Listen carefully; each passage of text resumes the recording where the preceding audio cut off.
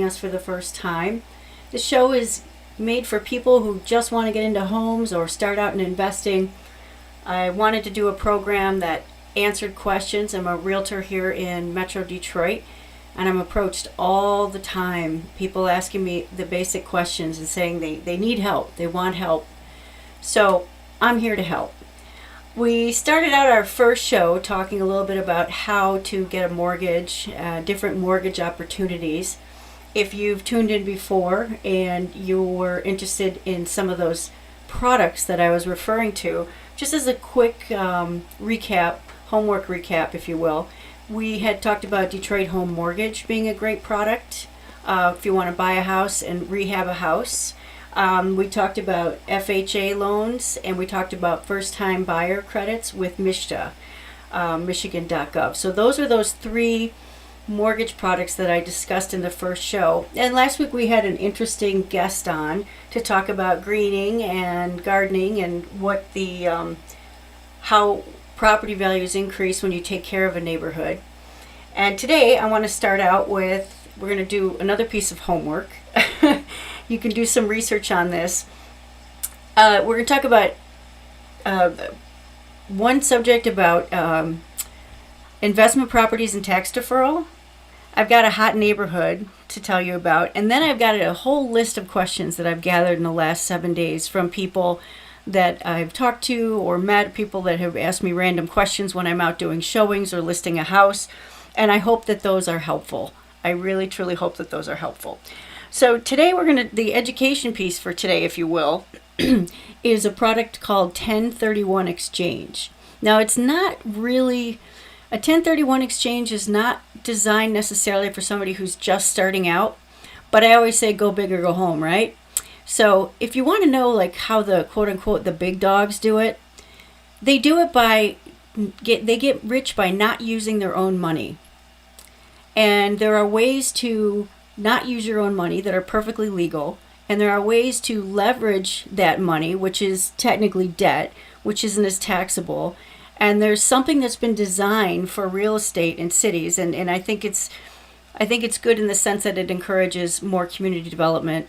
It's called a 1031 exchange, and it's just like it sounds, 1031 exchange. It's a program where you can, in a nutshell, take a portfolio of properties that you have, sell them, and then roll them into, there's an intermediary. So you kind of think of it like an escrow. Maybe it's a bank or an attorney, and they hold the proceeds from those sales. And within a pretty short window, you should start thinking about it in advance, about 45 days, you have to find, identify, and get an offer out on a property that you're going to buy with those proceeds.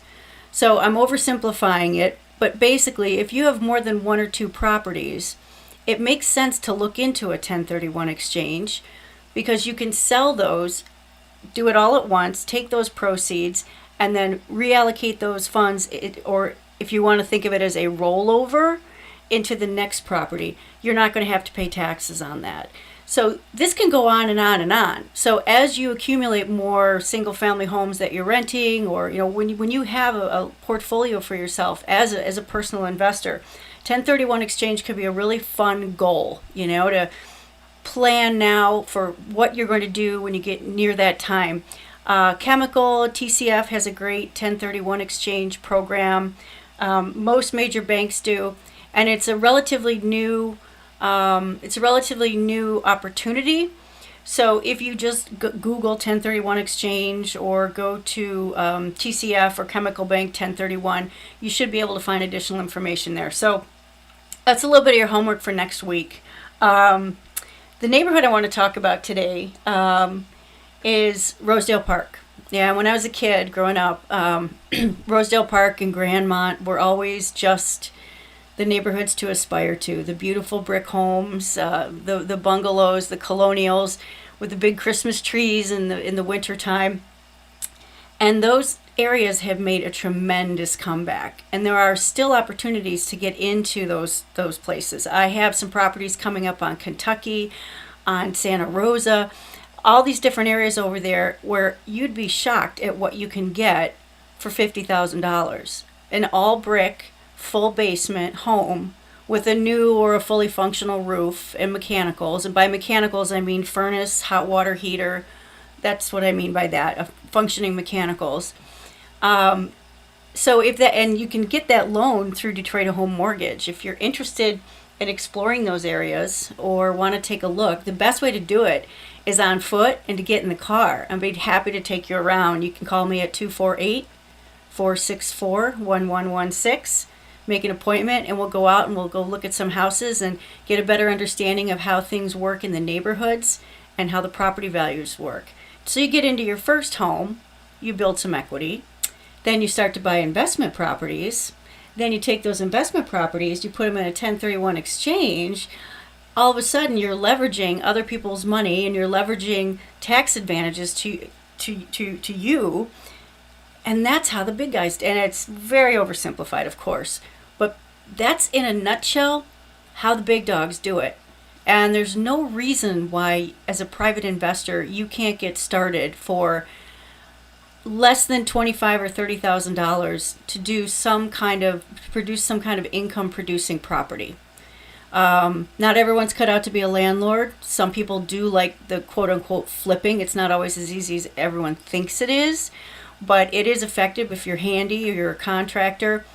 These are all things to think about. So don't think that making money in real estate is limited to people with hundreds of thousands of dollars. It's not.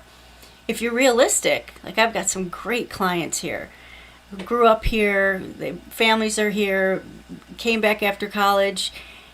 If you're not greedy and you're a little patient, you can do very well with it. And they buy properties, sell properties, and rent properties, and they take that income, and it's not tremendous amounts of money. It's maybe $6,000 a year or $5,000 a year. But if you've got 4 or 5 properties doing that and you're still working a full-time job, you'll see how it can add up. So there are 2 sayings in real estate that I love. One is by Warren Buffett, and you've heard me say it before. It's and I'm paraphrasing. Real investors don't wait to buy real estate. They buy real estate and wait. So if you've got a good feeling about an area, if it just seems like there's more things happening, if you just see more people out walking their dogs around and windows are open and people are raking leaves and you just have this sense, it just feels like it's coming to life, and maybe it's a tiny bit more expensive than you want, or it's a little smaller than you'd like. If you can get yourself into that neighborhood, you just get yourself in and then you just wait it out. And if you're patient, you will absolutely come out ahead. And I think anyone that knows Warren Buffett, one of the wealthiest men in the world, Berkshire Hathaway. And then the other saying that cracks me up also is, I find kind of funny and something to keep in mind. There are 3 kinds of people in real estate. There's bulls, bears, and pigs. And the bulls make a lot of money and easily lose it. The bears make a lot of money in the long run, and the pigs get slaughtered. So if you're patient and you want to be a bull or a bear, reach out to me and we can go ahead and start putting together an investment plan for you. So I have a lot of listener questions and in-person questions today. I was going to try to work on different subjects or get a guest, but I realized I'm just constantly overwhelmed by basic questions. So I'd like to run through some listener questions, people that I meet in person. Very often, as I had mentioned before, if you'd been listening before, I'll be out on a street showing a house and people will come out and say, "Are you a realtor and can you help me?" And over the last 7 days, I've just carried a notebook. Yeah, I'm old. I carried a notebook. And I jotted these down and their first names and their neighborhoods. And I hope that some of this information will be helpful to them and helpful to you. So the first one I have is from Taisha, and she's in the West Village. And she said to me, I know this probably sounds like a dumb question, but what is the difference between renting and buying? Like, what's the big benefit to buying? So renting versus buying is a really tough thing. Sometimes it does make sense to rent. For example, if you're not going to be someplace very long it's probably not beneficial to buy a house and pay the closing costs and the taxes. It probably makes more sense to just find a suitable rental, which you can also use a realtor for. I can help you with that. So if you're not going to be there for a long time, like 2 or 3 or 4 years, really kind of stop and look at the market, look at your finances, and try to figure out if it makes more sense to just rent.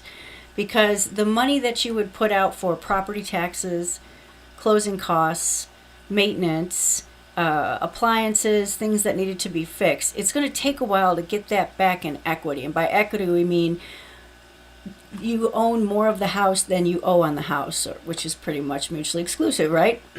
So when you have equity on a house and a bank sends an appraiser out and says, oh, the house is worth $125,000 and you only owe $35,000 on it, you've got all that equity. You can use your house as collateral. So that's a biggest benefit of buying. But renting does make sense sometimes, Taisha. If you're young, you're mobile, you're moving around, you're not sure what you're going to do, if you're not going to stay put for a while, it probably makes a lot of sense. Another aspect to renting that makes sense is age, your relationships and your familial status. Most mortgages that have a good interest rate, or most mortgages that people get into, are 30 years. You can do 15, but 30.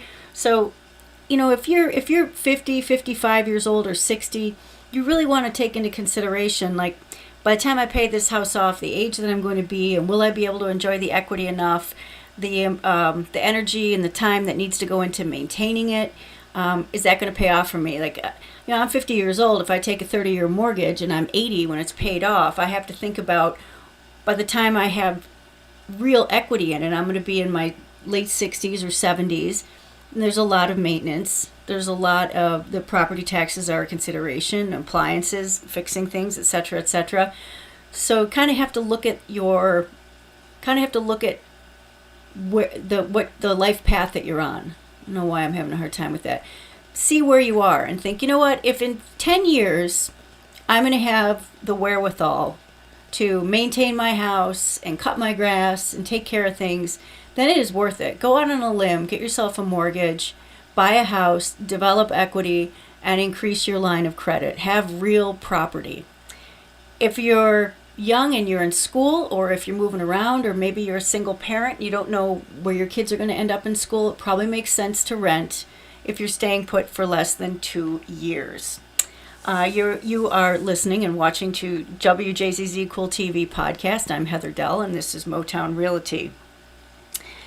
So, another thing that we can talk about with renting versus buying, if you want to be in an area for a school system, say a school system that's very well known, but the property taxes are prohibitively high, like $10,000, $12,000, $13,000, $14,000 a year. If you rent, you will have residency.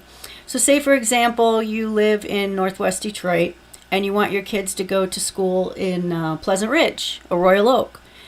You can rent for the duration of your child's education and have the benefits of those school systems and having those areas without paying those prohibitive taxes and carrying a mortgage and keeping up with the maintenance and the yard, etc.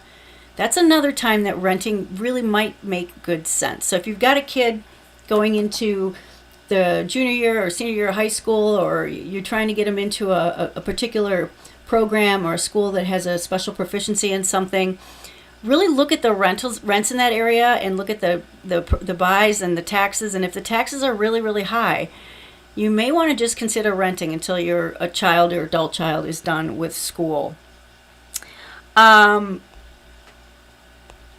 We also want to talk about, with rentals, when you do rent, the difference between renting and buying.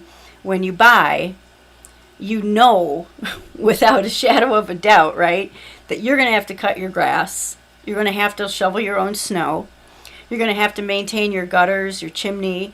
Tuck pointing, that's a term we hear thrown around all the time. And tuck pointing is when we go to, well, not we, I don't do it, but when an experienced mason takes the bricks on a house when the mortar's loose or missing in between, basically strengthens everything, fills it in, lines it up. Kind of like a facelift for the house.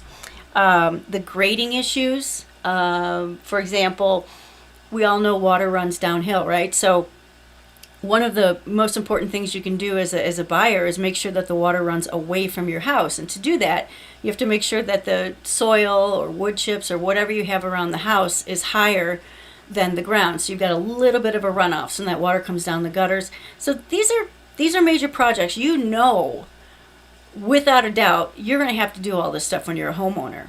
And you're doing that in exchange for the equity, and you're doing that in exchange for the tax credits or the schools, wherever you are, for whatever your reasons are for establishing equity. When you're a renter, and mold and pests too, when you're a renter, the leases are not always clear. And you have to be really, really careful. And this is when it can be great to hire a realtor, because it doesn't cost you anything to work with a buyer's realtor if you're looking to rent. It doesn't cost you anything in Detroit. I mean, there's probably small fees with different brokerages. I can't speak to them all, but it doesn't cost you anything when you work with me. You might have to buy me a drink, but we go out, we look at all of these listings, we make sure the property's vetted, we make sure that the owner is tied to the public record, the house is in good shape. And then the things that tenants tend to forget about, and I've done it too, I rented for years, you have to make sure they're written into the lease. And there's a million of them, right? So a lot of landlords will not include any language on the lease about maintenance. So if you're not going to use a realtor or a realtor that's going to protect you, here's a little list of things that you should think about. Snow, grass, grading, gutters, roof issues, mold, pests, mice, cucarachas, all the things that nobody would consider major per se. Those are all things that sometimes landlords will kind of just sweep under the rug, if you will, or if they're busy, they don't bother putting it in the lease. So if you're going to rent and take advantage of not having to do all that stuff, because you're not getting the equity, so you need to make sure that all of those things are written in.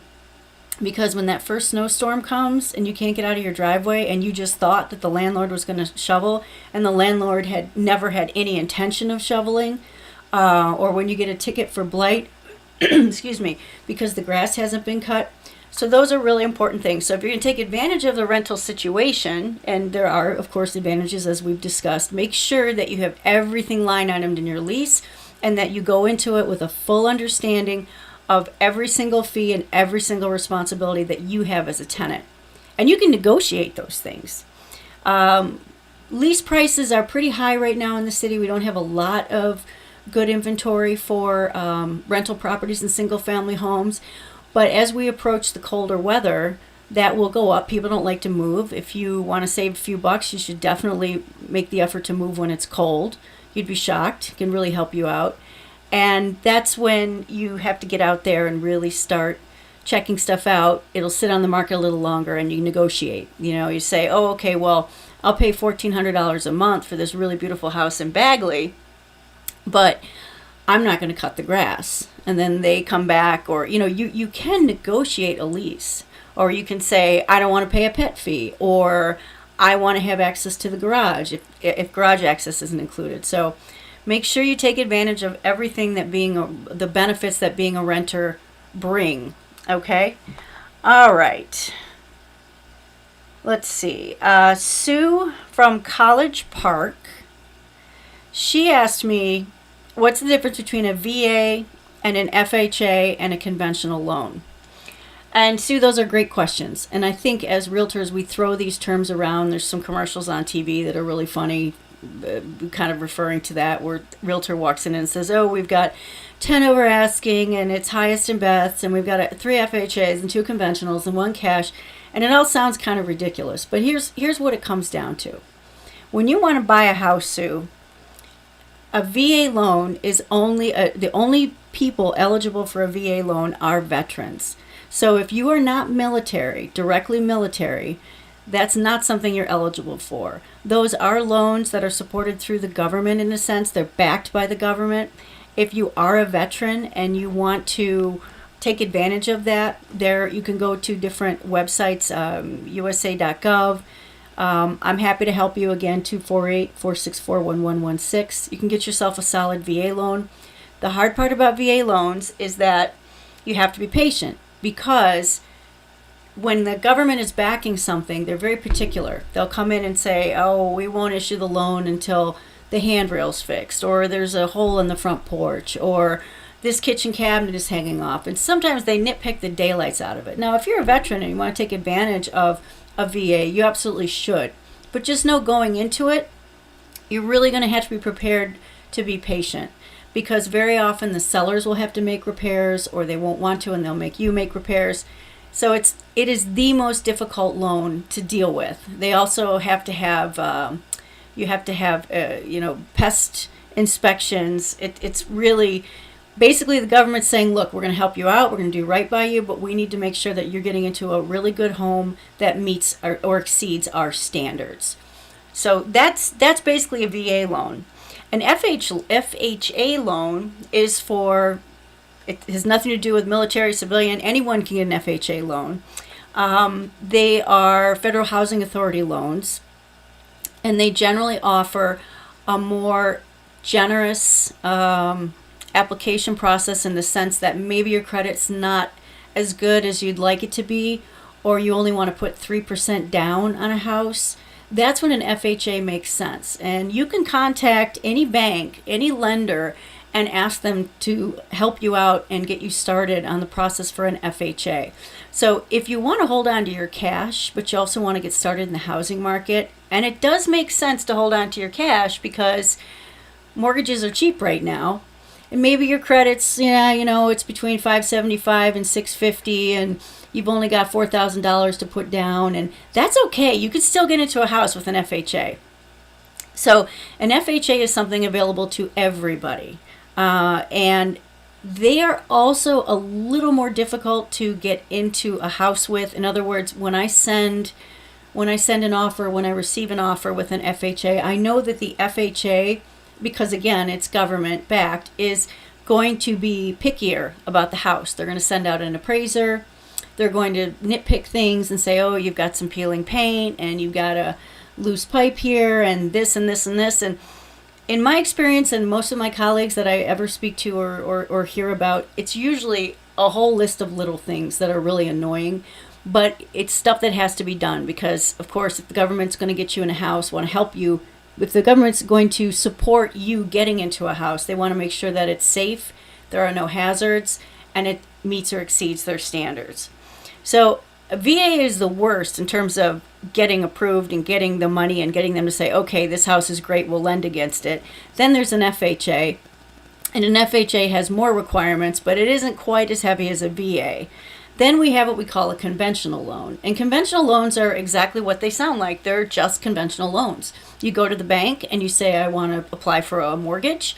Here are my 1040s, and here are my texts from the last 2 years. This is my credit, and you start the process. You find a lender, a banker you have a relationship with. If you belong to a credit union, sometimes credit unions are terrific for getting a conventional, and they'll help you. If you're not ready when you meet with them or when you speak with them initially, a good lender will guide you. A good lender will say, okay, let's get your credit up 5 points. And reiterate the basics. Don't buy anything. Make sure you pay your bills on time or early. That is such a huge thing. Everything, your cable bill, your cell phone bill, pay it in advance. Pay it 3 or 4 days in advance. All that shows up on the credit reports now. Everything's recorded. So even if your debt to income ratio or your income overall is not perfect, or your credit's not perfect, when lenders see that consistency in paying or paying early, that is so critical. And I don't think people understand that. I didn't know. It took me a while to figure it out, that actually paying early actually improves, maybe not your rating in the point sense, but when they're looking at your overall credit, it's incredibly helpful, because whoever it is or whatever it is loaning you money wants to know that you're going to come through, and you're going to come through on time. So that's the VA, which is for veterans, the FHA, which is for anybody, particularly if you don't have a lot of money to put down, you're trying to break into a first-time buyer situation. And a conventional, where you go to the bank and they say, okay, this is how much we'll loan. And then you go out and you call me, and then you say, okay, I qualify for up to, let's say, 100,000, and the bank will determine that. I have nothing to do with that. The bank will determine that based on your assets, how much money you have, your credit, and they'll say, okay, we're willing to give you $100,000 spread out with payments over 30 years at 3.25% interest, amortized annually, right? And these are all things that you can sit down and go through with paper or work with your realtor to understand how these kinds of fees and how this interest adds up. And you have to come back to us with a house that appraises. That's all we ask. So what we mean by that is the lender, let me back up. So then you call me and you say, hey, Heather, this is awesome. I'm approved up to 100,000. I'm like, awesome. This is great. And you get yourself pre-approved. There's two levels to a conventional loan. One is a pre-qualification and the other one is a pre-approval. Do your best to get a pre-approval. Pre-qualification is basically like the first vetting process. I mean, it's really flimsy when it comes to credibility. It verifies you are who you are and you're working and that you have income. But when you go in to buy a house, especially in a competitive market like this, the seller, wants to know that the buyer is ready, willing, and able, and that they have a really good chance of securing that loan. Because remember, you don't secure that loan until you find the house, put it under contract, and the bank tells you that it's worth what they're willing to lend you. So that's something to think about with conventional. What am I missing here? But if you want a house that needs a little bit of work, or you want a house that that you would think, like we say, it would never be FHA approved. If you go into a house and stairs need replacing and it doesn't have a furnace, and you're fine with that because you've got the capital to put into it, you're going to need to go with a conventional loan if you're not paying cash. And they'll come in, and generally there are some things that some banks will require. Like some banks, I've had clients buy houses on conventional loans without furnaces. I've had clients buy houses on conventional loans that need gutting, and then I've had other banks come back and say, oh, well, you've got to do this and you've got to do that. But most of the time, a conventional loan is the easiest, as long as the house appraises. So, talking about all this stuff, I know it's a lot. I just want to remind you, listen to WJZZ Cool TV podcast. I'm Heather Dell. This is Motown Realty. Real information about real estate for real people. It's about as corny as it gets. So we talked about, we're answering some listener and some questions that I get in person. So we just addressed Sue from College Park. She was trying to understand the difference between a VA, an FHA, and a conventional loan. I hope that's helpful, Sue. Hubbard Farms, a really, really fun part of Detroit. I love Southwest Detroit. It's got such a cool history. If you don't know about the history of Hubbard Farms, you should look it up. There's also some fantastic Latino food down there. Hope from Hubbard Farms sent me an email, and she said, hey, Heather, recent storms caused damage to my house, and I'm going to sell. If I don't get it fixed, what's that going to do to the overall value or its saleability? I hope this is actually a really, really good question, because if you are in a price point where you're going to attract a lot of FHA buyers or VA buyers, which is typically $200,000 and below, you will definitely want to get it fixed. Because anyone that's coming in with an FHA loan and 3% down, the house has to be in good working order and meet or exceed the expectations, the standards of the FHA requires. So if you're selling a $500,000 house, it might not be such a big deal. You don't want to let things go. You should never let a hole in the roof. But if, say, for example, you've got dented siding from a hailstorm, and you're in a house where most people that come to you are going to be using cash down in a conventional loan, like dented siding is not it's not a hazard. It's not a trip hazard. It's not a safety hazard. It just looks bad. The bank, as long as that house appraises, they're going to give you the money for that. But a lot of the houses in Detroit that we sell, are under 200. And a good number of buyers are those Mishta first-time buyers, FHA buyers.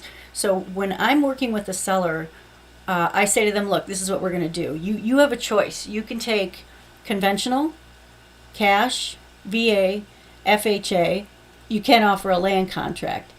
If you want to sell your house fast and at the best price, let's whip it into shape and let's take conventional, cash, maybe FHA, depending on the condition. If you are patient, you can extend that courtesy and take VA loans. But as a seller, you don't have to take any kind of you could specify cash. I have people that say, no, all I'll take is cash for my house. I don't want to deal with buyers that have banks or anything else.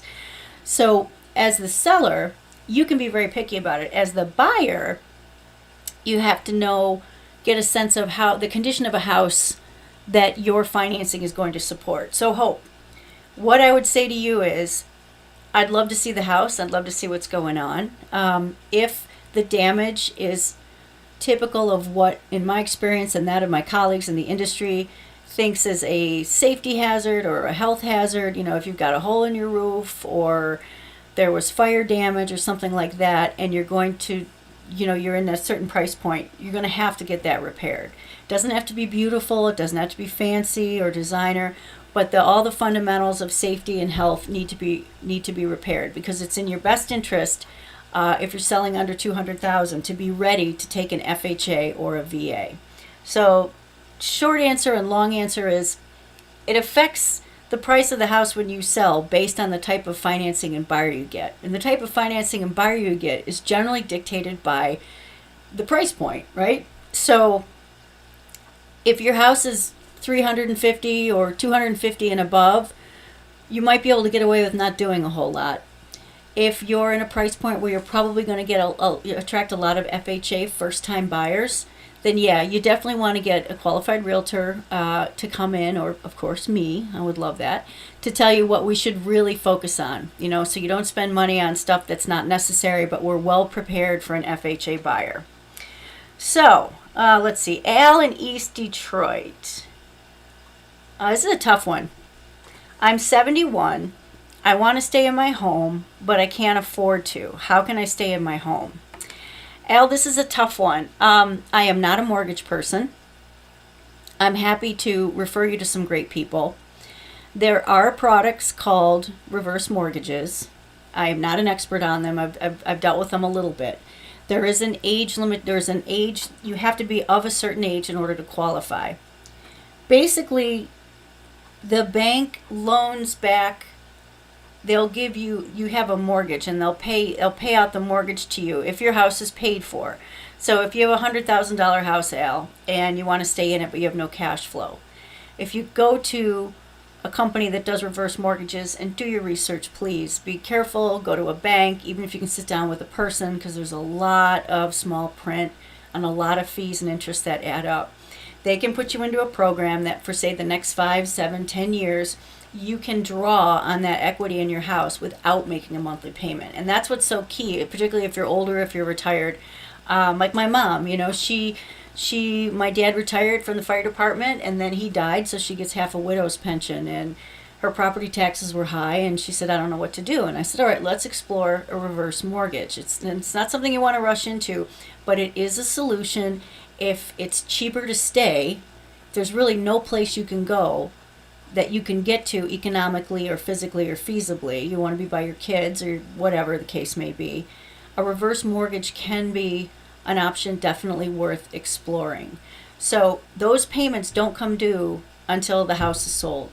So if you're deceased, those payments are due. Your heirs or children, or however your will or trust or estate is set up, will have to sell the house and pay that loan back. Or if you're still alive and you sell the house, you have to pay it back. But the good news is, if you're in your 70s or your 80s and you're just a little behind on things and you can't catch up and you need an extra $10,000, you can get a reverse mortgage and use it as a short-term fix. You can pay it off anytime. They generally don't have penalties. Or you can hang on to it and just stay in the house. As they say, stay in the house until you die, and then that will have to be paid back when the house sells. They're never going to give you more money than they think your house is worth, but you'll have that money to live on. So I hope that helps, Al. Let's see. Oh, this is a good one. Donnell, she's downriver. She's a first-time seller, which a lot of us don't talk about. Selling a house can be messy and confusing. She says, "Hey Heather, I'm showing my house for the first time. What do I do with my animals?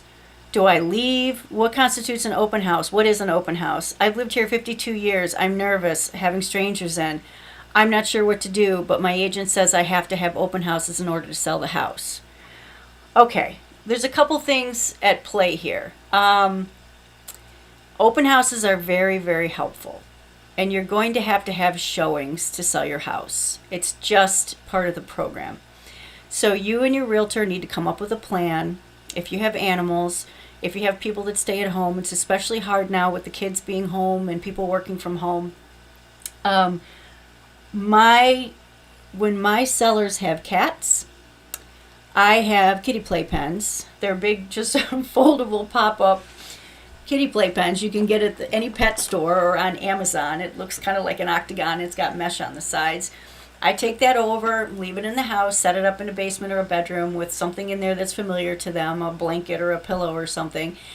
And when the showing is going to happen, I have either the seller, before they leave, put the cat in there and zip the cat up. So when the potential buyers come in, if they leave a door open or something like that, the cat's not going to get out. Or, sometimes as a favor, I'll go do it for my sellers if they're busy or they're at work, and I'll just wait 20 minutes to a half hour until the showing's done and then go let Kitty out. That's something you can do with cats. Dogs are a different story. Some people choose to put them in a room. Most of the time, people want to see every room in the house. So if you have dogs who are... If they love you and they protect you, and that's fine, because remember, even if your dog is very friendly, if strangers are coming into your dog's house, you can't expect the dog to stay friendly. Like when I go, people say, "Oh, Heather, my dog is so friendly. Don't worry about it. This dog will lick you to death. They love you." I said, "Yeah, but I'm a stranger coming into their home." So really take that into consideration with your dogs. If you have really anxious dogs, nervous dogs, rambunctious dogs, and you are a seller that has the freedom to be home during the day, take them for a walk around the block. That's really the best solution. Or throw them in the car, take them for a drive, go to the dog run, go to the park. Those are the best things you can do for showings. Showings are scheduled through, we use an app called Showing Time. And as the seller, you can be alerted to when a licensed realtor requests a showing. And you can approve it or not approve it. Now, you want to sell your house, right? So you want to do as many showings as possible. So you can determine with your realtor how much notice you need and what the parameters are. For example, when I sit down and I list a house, I say to the seller, "Okay, when do you want to do showings?" And they say, "Well, I don't know what you mean." I say, "Well, strangers are going to come through your house only with a licensed realtor that has scheduled it with all the information. Do you want them in before 9 a.m.? And they say, "Oh, no." I say, "Do you want them in before 10 a.m.? And they'll say, "Yeah, they can come in, I'll start at 9. You say, "Okay, do you want them in the evening? What do you want?" So you can actually sit down, Donnell, and go through with your realtor how you want things structured so that you're never going to get a request for someone to come in and see the house at 7 o'clock if 7 o'clock is when you're putting your kids to sleep. Having said that, of course, you want to make it as easy as possible for people to get in. Even if your house isn't perfect, if someone wants to get in at the last minute and the realtor's coming with a qualified, ready, willing, and able buyer, don't pass up a showing because you haven't had time to clear the counters off or empty the garbage cans. Keep the house in decent shape. Let them come in because everything moves at such a frantic, on-demand pace that you'll want to make it as convenient as possible for buyers to get into your house. But you can dictate the hours, the notice, and be directly included in approving it or not approving it. All right, so let's see. A lot of questions here. We unpack this. So cats are real easy. I just get a kitty playpen, an outdoor pen. Sometimes they're for dogs or cats. You find them on Amazon or at the pet store. Put the cat or cats in there in a room. Then you can leave the door open. People can see the room. Dogs, I generally say take them out of the house. Almost without exception. It just makes for a better showing experience. take them for a walk. If you allow showings, say from 10 a.m. to 6 p.m. and you have multiple showing requests, drop them off at Dogtopia or with the neighbor or whatever you have to do. But getting dogs out of the house is really, really helpful. Animals in tanks, Donnell, I don't know if you have like guinea pigs or stuff like that. That stuff's fine. It's really just the dogs and cats that are and birds, things that can escape that you need to worry about. And an open house. All right, let's talk about open houses here. Open houses are not necessary, but they're very helpful. What an open house is, it's kind of just what it sounds like. Your realtor will advertise an open house so that the public and the realtors, if they want, can come and see the house within a 2 or 3 hour window on a scheduled day. So the great thing about this is that when your realtor, like when I have a new listing, and I start getting showing requests on Friday night, and they're blowing up my phone and say, we want to see the house. But I say, you know what? I'm going to hold it open Saturday from 1 to 3. So then instead of having to put you through 10 different parties coming through your house and having to take your dogs for a walk 10 times or put your cat in the room for 10 times or clear the counter for 10 times, I can get as many people as possible packed into that 3 hour window to come through. It is invasive. I have to say, this is something that you really have to think about because you do have people coming through, and if they're coming through without a licensed realtor, and the realtor in the house that you trust can only do so much babysitting. So there's a few things that you want to think about before an open house. If you want to go ahead and do it, and I think it's great because it cuts down on showings and it's advertised. It's a great marketing tool for your agent. They'll do signs, they'll do balloons, they'll do marketing, they'll do social media. Some of the things you want to do, and your realtor will tell you this, I always tell my clients, make sure that all the medications in your cabinets are put away. Any medication, any prescription medication, put it away. Put it in a drawer, put it in a handbag, lock it in your car, whatever. You don't, in the highly unlikely event that somebody gets in there and takes something, you don't want your medications running away. Technology, expensive laptops, expensive phones, not necessarily like chargers and TVs and stuff like that, but things that are very tempting. iPads, all that kind of stuff sitting around, you want to make sure those are all put away. Either put them away in a place that is not isn't the first place that someone would look, and like in a top drawer, or just make it a little more difficult to get those things put away. So the medications and the expensive items like jewelry and electronics should be put away. That's in your best interest. You don't have to lock them in a safe, but just tuck them away someplace, the back of the closet or whatever, where someone isn't going to just open the top drawer and see your diamond earrings there. So, open houses. Just want to say you're listening to WJZZ Cool TV and Podcast. I'm Heather Dell, and this is Motown Realty. And we're unpacking Donnell from Downriver, her questions about selling and showing her house for the first time. It's very normal to be nervous about having strangers in. It's something to kind of get your head around. It's not good. It's really not in good practice for the seller to be there when the buyers come through. You want the agent to have the freedom to work with them and ask questions and be comfortable. You do have the right to have security cameras and or recordings. That is totally up to you. I always say, let your agent know. I tell everyone I take into a house, you should always act as if you're on camera and you're being recorded. In fact, actually, as a funny side note, I took a couple through a house, a pretty big house, and she just kept going on and on about how, oh my God, they have terrible taste, and this is so ugly, and the carpet, and the house is great. Why would they do that? And I kept saying, don't, easy. Everyone has their own taste. Maybe she would think that your taste is bad. And this woman went on and on and on. But at the end of the day, it was in the right location, the right price range, the right size, the right school system. Everything about the house was right except the decor, which she complained about for 40 minutes. We walked through the house. So when I sent the offer over to the list agent called me back and said, listen, I know this is going to sound crazy, but they have cameras and audio. And my seller was so offended by how the buyer went on and on and on that she's just really not even willing to look at this offer. And of course, I'm sure they did, but it was kind of a harsh lesson. Like, inventory is short like it is now, and there's more buyers than sellers, be careful what you say. So Donnell, if you want to go ahead and set up cameras or recording devices, you can do that. But the main thing is get your valuables out, get the house into a place that you can easily walk away. Make sure your dish drainer's off the counter. Things are generally wiped up. The garbage cans are generally empty. You have a plan for getting your pets out.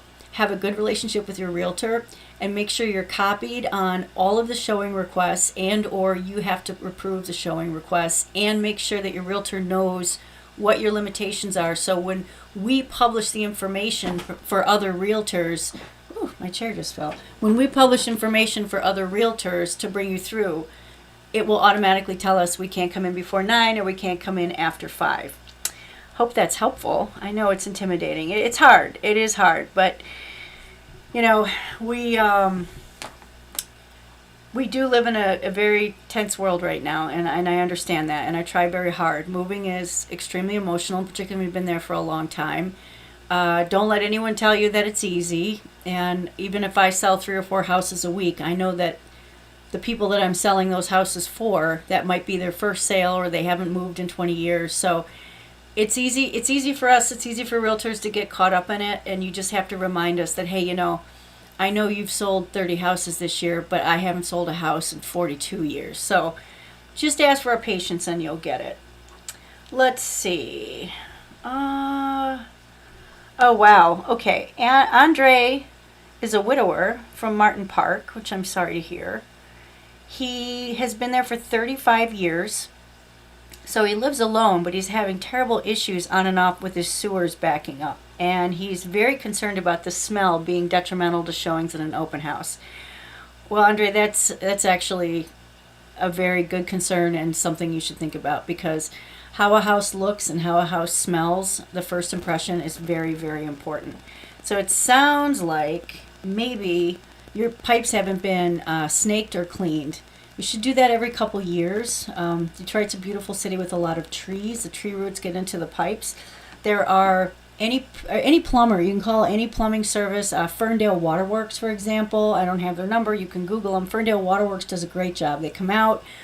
They will send a cable down through the line that has a little cutter on it, and it will take all the tree roots out. It comes up and it'll pull everything out. Once you know that line is clear, then you can get the basement cleaned up. Make sure your sewer clean out is cleaned up or bleached, however. But yeah, that's something you can't have backups. That's just going to be a big, huge detriment.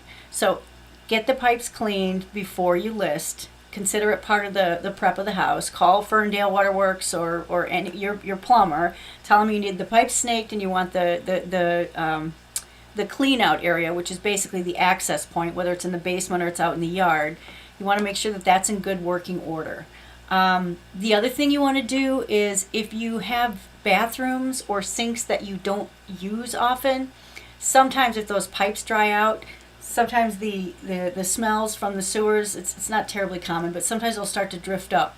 So if you have sinks and laundry tubs and things that you don't ever use, I would recommend going in like every 10 days, turning on the faucets and letting them run. Get those pipes wet so that water pushes down any fumes that might be coming up. That's something you should definitely take care of.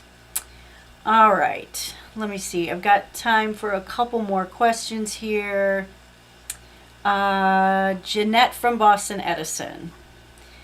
How important is landscape? I'm old. I don't know what old is, Jeanette, but you don't strike me as old. You write very clever.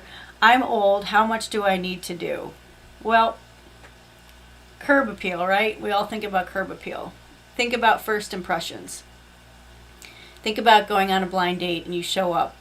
Maybe the person got hit with an ugly stick, but they're wearing a nice shirt or a nice dress and they're polite and their hair is combed. So, Now if they got hit with an ugly stick and they're wearing a dirty t-shirt and their hair's not combed, that's just a non-starter, right?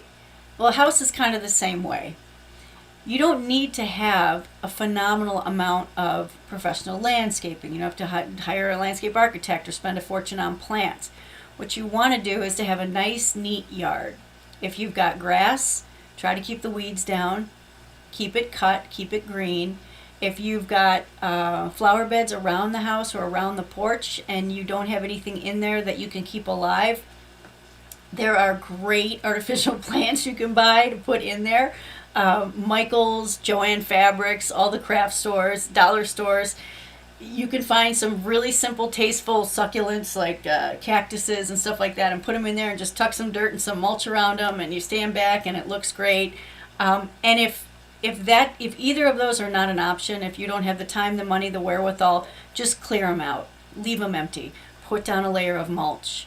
Make sure there's no debris or, all those flyers and all those papers we get that we don't want with all the ads and everything. Make sure none of that stuff is piled up and there's nothing stuck in the door.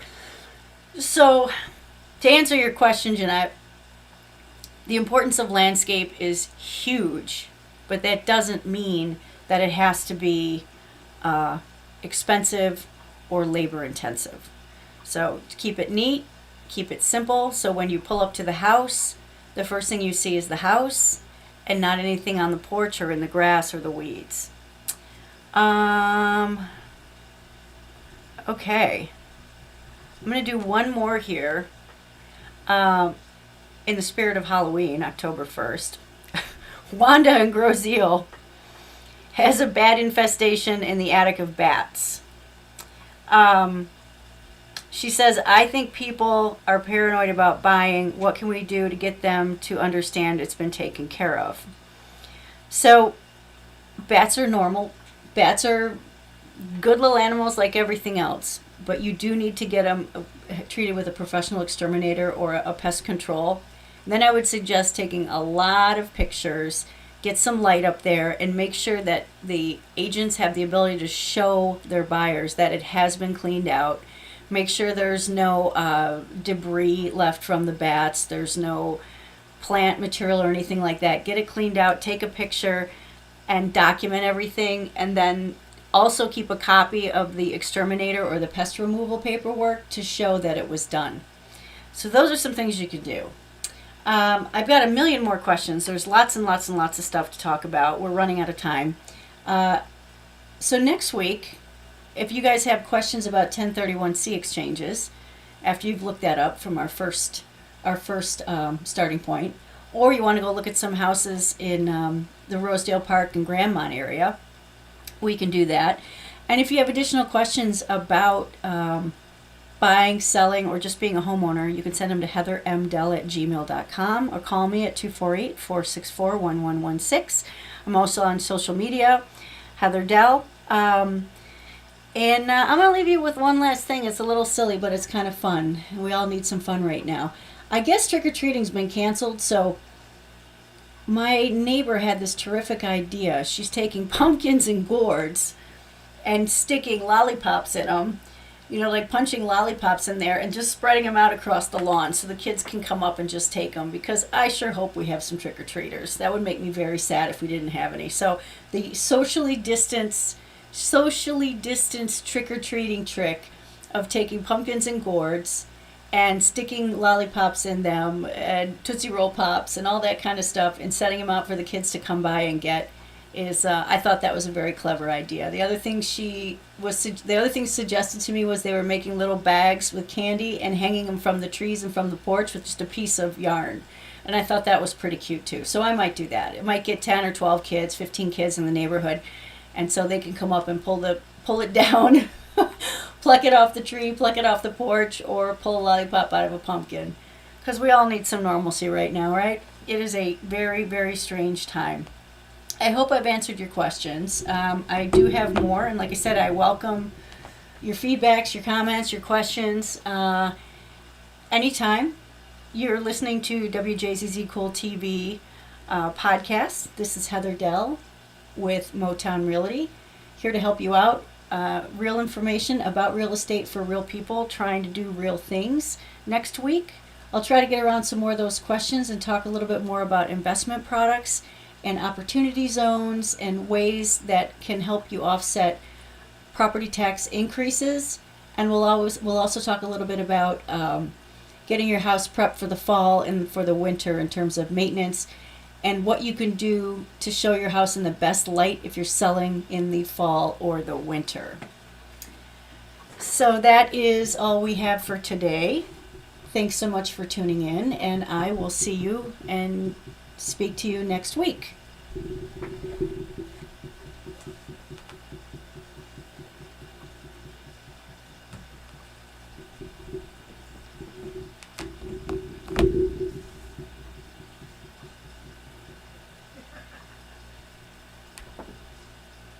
Oh, well, that was bad. I still have 2 minutes. Sorry about that. It was